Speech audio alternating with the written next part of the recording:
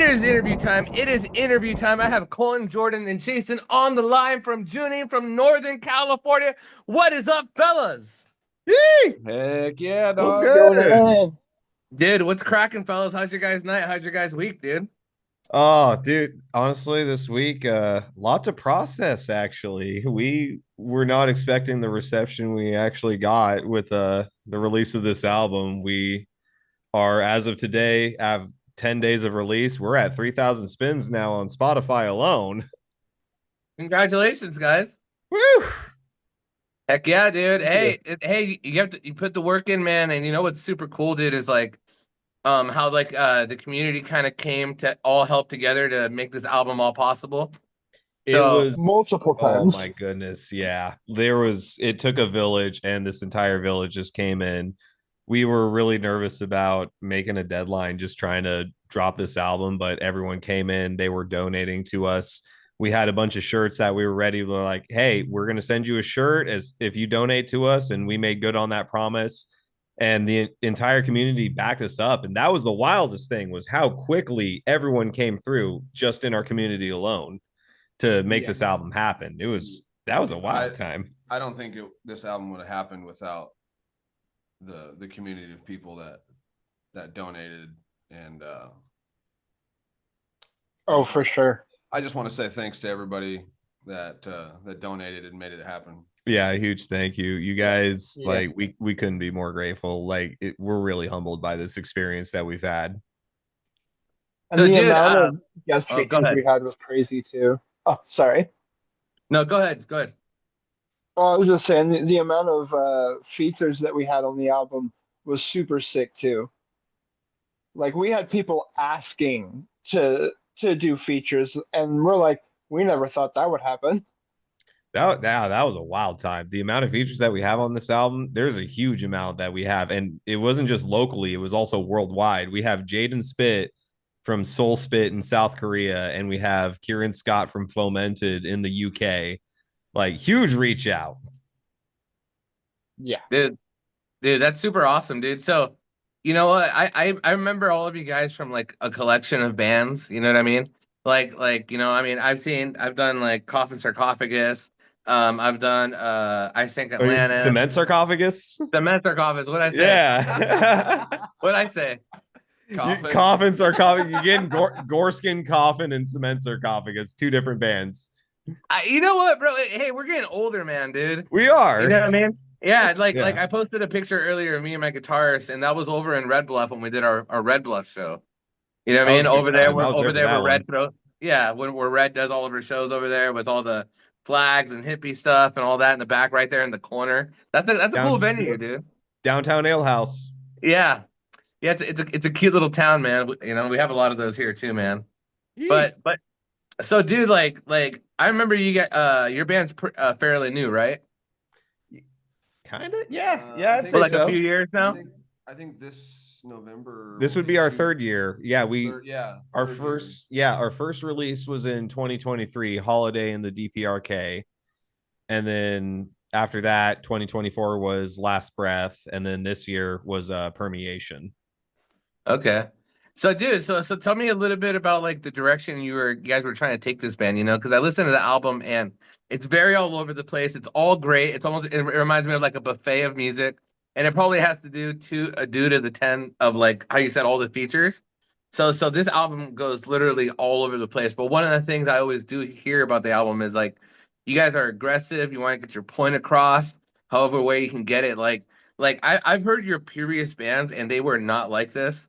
You know what I mean? I see a shift in I see a shift in genres and all that and how the guitar playing is written and all that. Like I want to know like what was the meaning behind this project that you wanted to start and also like and how you decided to come up for the name for this specific style of music that you're playing because you're saying Junim, right? But you're playing, Yeah. you know, sometimes it sounds like you're going hardcore. Sometimes it sounds like you're going deathcore or like hip hoppy. You know what I mean? Yeah. There's all sorts of things like mentally are you just mentally chaotic emotionally? I think I'm mentally chaotic emotionally, and you're just trying to lay everything down, or what was the direction you guys are trying to choose with this band? I will go out on a limb here and admit that I'm a very emotional person. Me too. I wear my emotions on my Same. sleeve. Some days are good, some days are bad, but music is definitely my outlet. And I like the fact that we're not tied down to one genre. I like when anybody asks us what style of music we play, I will say, hey, we're a hardcore band, but I know we sometimes will dip into the metalcore, sometimes we'll dip into like deathcore stuff or just plain up straight up metal. But I that's the what am I looking for? The Direction, I that's guess. the Yeah. that's the good thing about music is that you can make it what you want. And, Yeah. But for me personally, with the direction of this band, I didn't want to be straight up metalcore anymore. I kind of wanted to get away from that. It's like you play it too much and it gets boring. That's just my personal take on it. So I like the fact that this band is it's really like a unique style. And but I just wanted to get away from the typical metalcore stuff and just play some fun, slammy, beat down, dancey stuff, two-steppy. Yeah. Oh yeah. We wanted to get disgusting. It really started all three of us actually who were here. We were in the same band For Thy Kingdom at one point. And it was kind of towards like the end phase of that band where a lot of us were like that band felt more like a hobby and we wanted to kind of go a lot more seriously and actually push ourselves seriously as musicians. JuNim was really what became of that. And it was still an homage to our old band For Thy Kingdom because our friend Lawrence Twiggy Love Twyford, God rest his soul, our holy king, hallowed be his name. Uh, he started the band For Thy Kingdom, and we wanted to still honor his name, but we didn't just want to restrict ourselves to deathcore or metalcore or just any specific genre. And so JuNim was what became of that. And that name itself, JuNim, it was I'm very into Korean media, Korean music, movies, literature, the K-pop, language yeah. itself. Yeah, I know a little bit of the language itself. And I was like, hey, what's Korean for Lord? Because we always called each other me Lord in the band. So I typed it in and it was JuNim.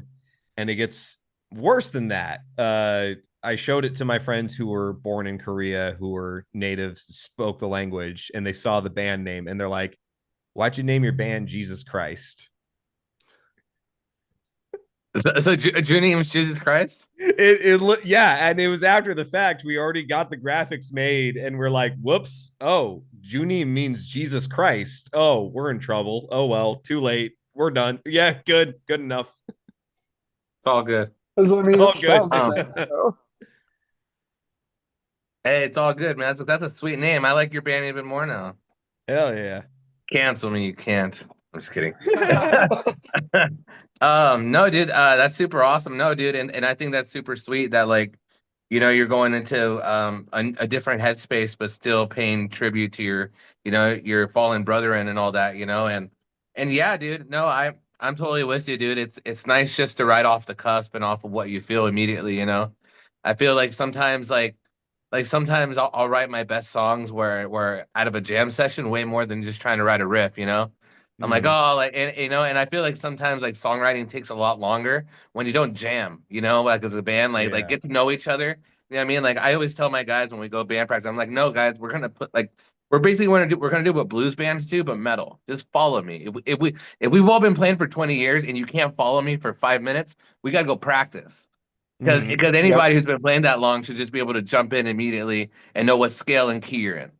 You know? Following's been an advantage all of us have had, Yeah. actually. So fun fact, I would say at the very least, half of our songs have been written just by goofing around just Best sometimes, yeah. yeah, we all show up, we just start jamming literally with no rhyme or reason, and everybody just jumps in, and it's all just a like a lazy, if you will, jam session. Yeah. And then we're like, oh, that actually sounds good. Let's do that again. And so and then we refine that.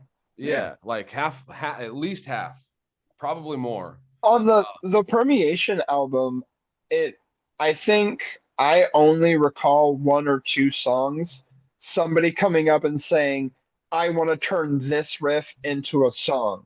The rest of them were just us jamming, Yeah. hitting record, and be like, okay, I actually really liked that. Yeah, And then, basically, like Jordan said, we refined it. yeah, like we just show up and we're like, all right, well, let's hit a sound check real fast to see if our levels are right. We start playing, and then it just takes off from there, and Yep. got a song in the works. I really think Jared, our other guitarist and vocalist, who you hear a lot on this album, he wrote a good bounty of riffs. He wrote the By My Hand and the JuNim Gang intro. And that was where we went from there. And the rest of it is literally just us jamming together and coming up with whatever we could as a band together.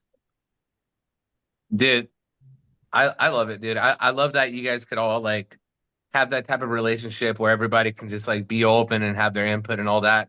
And yeah, no, it is super cool how like you'll be. I think that's like when you sometimes write your music out of a jam session. And I feel like that's sometimes when you get like those special chemistry juices that you don't normally get when a song's already written. Where like all the boys get excited and go like, dude, oh my god, like play that again. And the guy's like, I already forgot it. You're like, oh. That's the wonders of having this computer that Colton has. Yeah. So the first thing we do when we show up is we turn it on and hit record. Yeah, we make sure nothing gets wasted. Yeah. So as soon as Permeation was dropped, we were already halfway through writing our next couple of releases. Like we like to work. We like writing songs. That's just a thing that all of us together have really come to appreciate as musicians. We really like writing songs. We're halfway done. There's always going to be some new JuNim every calendar year, pretty much. Yep. Dude, that's absolutely awesome, dude. And I just can't wait to play. I'm actually gonna play Permeation today off the record. So Woo! I can't wait for everybody to hear it, dude. No, dude, you guys are awesome, dude. Like I said, I love how you guys just go all over the place with your album. So when you guys go to book with like other bands, like you guys like keep it open as far as like stylistically, since you do visit a lot, where like since you guys kind of opened yourself wide open to just be able to fit yourself in any show, do you guys try to do that, or do you guys tend to just be like on heavier bills? I think it really depends on just what the situation is. Like if it's festivals, we feel like festivals always have a diverse set of genres. I feel like it's not uncommon for a metal fest to have like some shoegaze that's going to be on the bill, and shoegaze is I really love shoegaze myself. I think it's a really beautiful genre, and I think it belongs on metal festivals. What is it? Hardcore as well, I think, belongs on metal festivals. So it really isn't. We don't really feel like restricting ourselves. We worked with a lot of different bands over the last like 3 years, genre wise, but we really do like playing the hardcore shows because it means people are throwing hands. Dude, there's nothing like a good hardcore show. We really like actually just some absolute violence. Like one of our absolute biggest homies, Derek Raymond McCoy. Anytime we had him on this album as a feature on our song Suffer No Fool. Anytime Derek's at a show, we know it's going to be the best show we're going to ever have. Like me and Jordan collectively have been concussed by the guy on stage, and it's like, dude, this is the best show ever. I love it. And we've had people break their wrists and hands at our shows. It's happened. Yeah, I've been kicked in the chest, right in the solar plexus, and dropped at a show just while I was in the pit trying to leave it, and just like clock up. That happened. Oh well. Yep, that was in San Fran. That's funny. I tried to do hardcore dancing once, and I remember I just ate it so hard. I think Oddities was on, and I had him booked with Artillery. Ooh. Love you, I remember Jamal. I tried to do like some 360 like like judo kick, and I remember I just like totally splits when I landed. You know, Ooh. yeah, I definitely say I had the best move that night, even over the veterans, just because Mhm. I did a 360 roundhouse to a split move, and I walked away. But Yeah. that scene is inspiring, man. I think I'm a fan of all genres. I mean, I'm biased as hell. I think Avenged Sevenfold is the best band on the planet, but that's just me. Hey, I No, don't. but I'm saying like but dude, I love what that part of the scene has came in, like, dude, like you guys said, dude, we'll kiss Derek's butt a little bit right now, but yeah, dude, Derek's the man. Derek's my I brother. I love love my that boy guy. Derek. And yeah, he's Oh messaging me my right god. now too. By the way, Hey, Yay! Derek, shout My out Derek. boy, the I big haven't dog. read it. Hey, He's listening. Yeah, I haven't read my message yet, but I, I'm sure it's all love. But no, dude, it's super sweet, man. I'm super proud of our scene that we have here between all the big cities and stuff. And I think it's like you guys said, like just like the example of like everybody coming together to help you guys release this album, all the awesome features, all the great support, dude. And it's really awesome. It's really a huge collective of just like everybody trying to support each other, and it's super sweet, dude. So I'm super stoked. Thank you. Yep. We can't thank anyone enough. Like, absolutely everyone who contributed to us to make this album possible, to make this release possible. Everyone who featured on here. We had so many great bands. We had Aberrance, we had Wig Peel, we had Soul Spit, we had Joel Woodard from Crescent Curse. We've had Jennifer Richardson, Jason's cousin, shout out, by the way, came in clutch for our title track Permeation, which you'll hear Oh, tonight, she from killed it. Uncivilization. Killed it. Love her. Everyone, thank you so much. Kieran Scott from Fomented of Condor, thank you. Gosh, y'all have absolutely made this album worth it for us. It was hard to release, but thank y'all. We It really was worth appreciate it. it. and It was worth the wait, if anybody else wants a future feature, dude. just Hit get a us hold of up. us. Uh-huh. We're always open. Oh yeah, dude, that's super awesome, dude. Do you guys have any big plans off of this album? Do you guys plan on playing any like outside venues or any tours or anything maybe in 2026? What can we expect? What can we expect in the future for JuNim? A lot more outside shows. SoCal, Bay Area, Southern Oregon, Northern Oregon, Washington. I'd like to set up like a tour through the Pacific Northwest. Good old PNW Mhm. tour is what Yeah. we're really looking forward to. And maybe also South Korea, please. We would love to do a show in South Korea, tour in South Korea. That's one of my biggest dreams myself. Yeah. Dude, plain shit, dude. And you guys would demolish out there, dude, because like I don't know, man. It's like people are so hungry at in other places in the world for heavy metal and everything, dude. Like, you know what I mean? Like when I went to Germany, dude, like every small club still sells out. You know what I mean? Dude. Yeah. It's like the 70s again, dude, where like people were like just they needed to go out. There wasn't as many things to do back in the day, but go to shows. You know what I mean? Exactly. So I know you guys would crush it, dude. Dude, before we end the interview, can I ask you guys all a bunch of fun questions Yeah. before we play Heck yeah. Permeation as well? Yeah. All right, all right. We'll start off with Mr. Jason here. If you could start, if you could create your own mega lineup of all your favorite, somebody from all your favorite bands, your favorite bass player, your favorite drummer, your favorite guitarist, your favorite singer, who would you line up just using four members? All right. You can't include yourself. Well, actually, you know what? Actually, You do no, that. I'll include be right yourself. back. Include yourself. Well, actually, Include what would be myself. funner, guys? Included or not included? Let's see. Not. I'm gonna go not included. All right, not all right. Just do it non-included. That's how I normally do it. Go ahead. All right. All right. So I would go Brandon Saller from Atreyu on drums and Oh clean man. vocals. Okay. Um, let's do. I don't know his name, but the lead guitarist from Lorna Shore. Oh, He awesome, dude. I love is that. I love that guy. Yeah, he is a killer guitarist. So dude. I Hey, want him on a guitar. a quick side note. I've listened to Glenwood probably like 50 times already. Okay, go ahead. Um, the bassist from Fit for a King, Oh, they're sick. just because, and for his stage presence alone, like he's just ridiculous on stage. Okay, and who's your singer? Um, ah, that's a hard one because I have a lot of singers that I like, but for some reason, none of them are coming to my mind. I mean, Brandon could just sing for you too. You know what? I'm for it. Let's go. He's got All he's right, got a beautiful voice.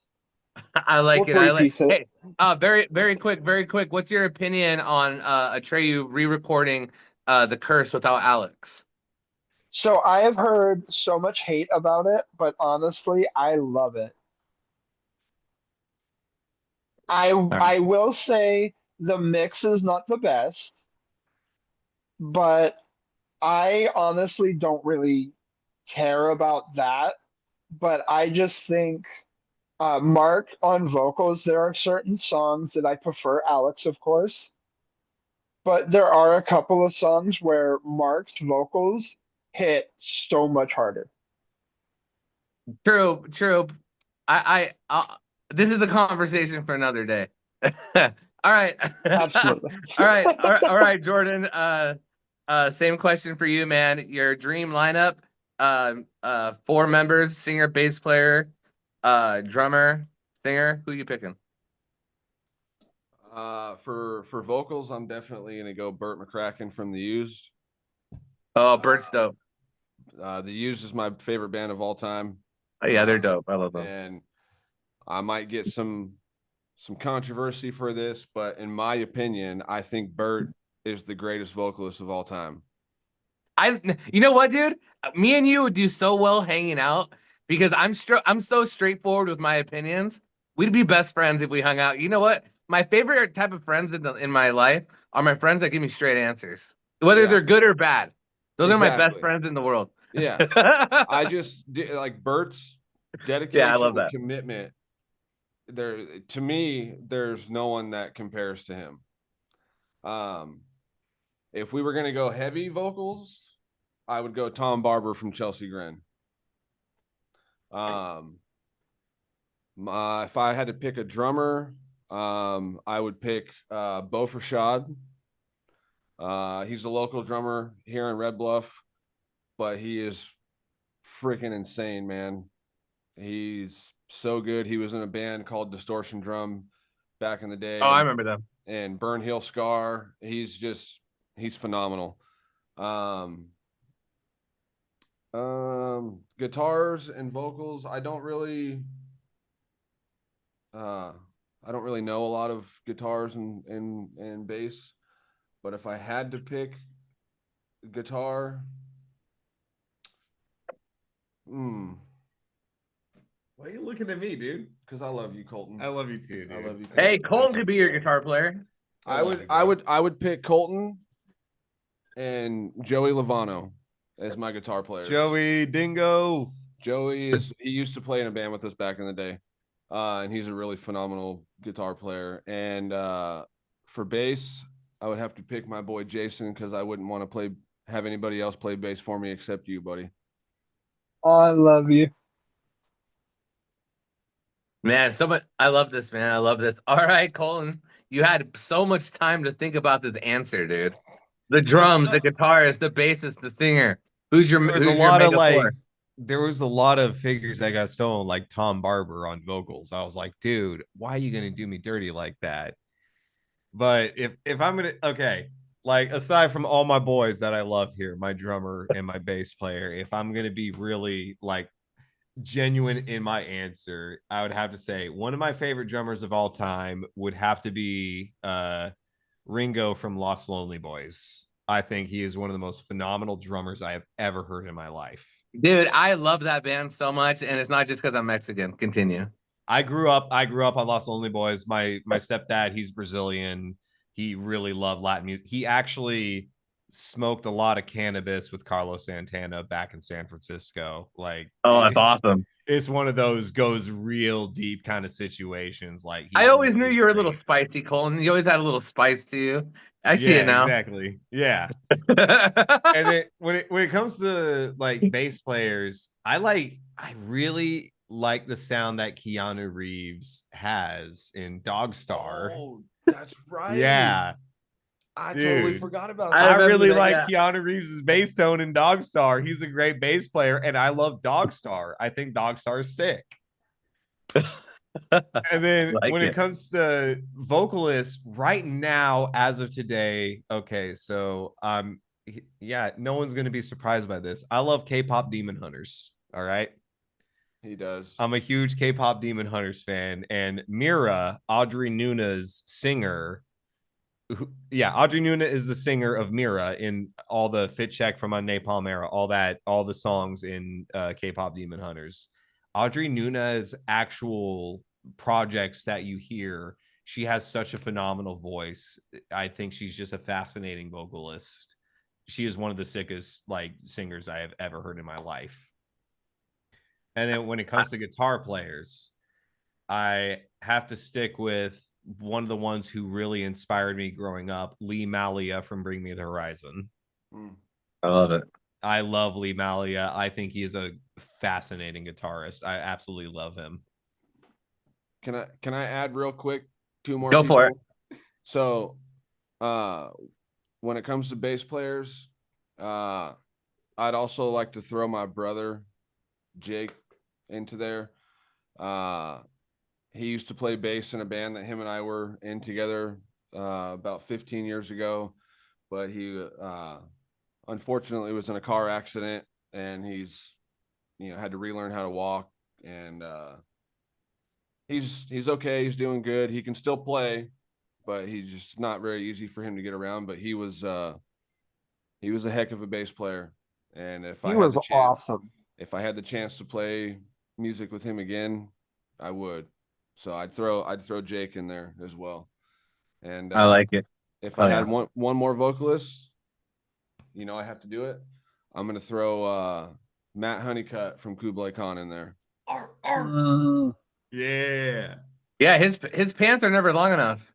No. Nah. I'm kidding. No. What are you trying to say, Omar? What the hell are you trying to say? His pants are perfectly long enough. They ain't long enough. No, that dude, that's super awesome. All right, we're gonna fit in these next questions in the next 3 minutes. We're gonna reverse the order. We're gonna start with Colton. Colton, what is the one album you've played the most where you've literally had to buy, like in the CD era, an album you just had to buy over and over and over that you've played? What is one? Or it doesn't have to be the CD era. Just one album that you've just completely burned out. Because like sometimes people say like, oh, I can't choose a favorite band, but there is an album you've completely burned out. You've played over and over and over. They may not be your favorite band now, but for maybe a huge sprint, they were. What is that one album? All right, William, I hope you're listening, but Die Romantic by Aiden. That is an album. I remember when they came out, man.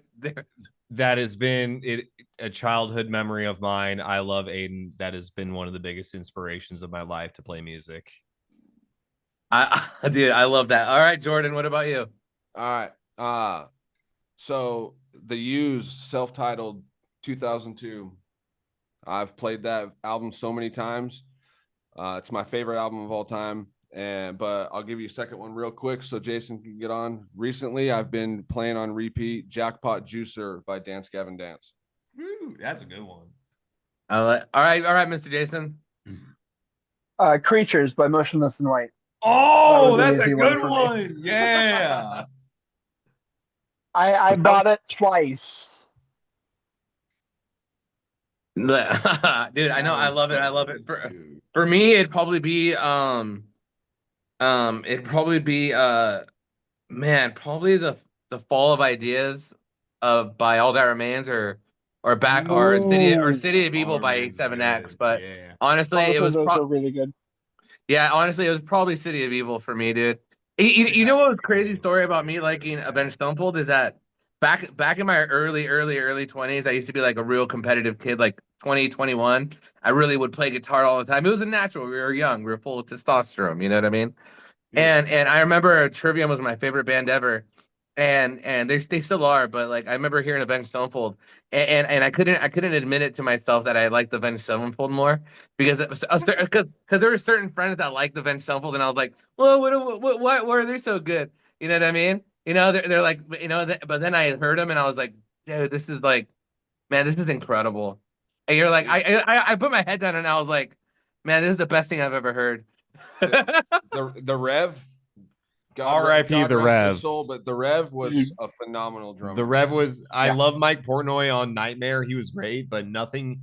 The White Album and back. You can't beat the White Album and back. I'm sorry, you can't. No, Yeah. for sure. That's definitely a discussion for another day too. Yeah.